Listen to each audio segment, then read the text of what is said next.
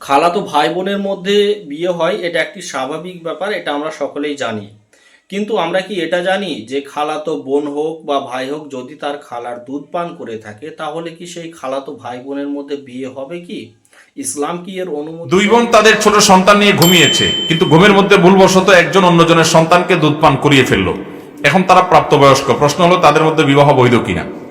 খুব দরকারি। যদি কোনো নারী তার দুধ কোন সন্তানকে পান করান, তিনি যেই হোক না কেন, ভুলে পান করাইছেন তাতেও অসুবিধা নেই। ইচ্ছাকৃত হোক আর ভুলে হোক, অন্য কোনো সন্তানকে যদি আপনি দুধ পান করায় ফেলেন, বিশেষ করে ভুলে যদি আপনি করায় ফেলেন, তারপরও দুধের সম্পর্ক হয়ে যাবে। দুধের সম্পর্ক হলে কি হবে? দুই বোন তারা একজনে অন্যজনের সন্তানকে দুধ পান করায় ফেলছেন নিজের সন্তান মনে করে, ঘুমের তালে। হতে পারে যদি এরকম হয়, তাহলে সেক্ষেত্রে যেই সন্তানটাকে তিনি দুধ পান করাইছেন ওই সন্তানটা তার দুধ সন্তান হয়ে গেল।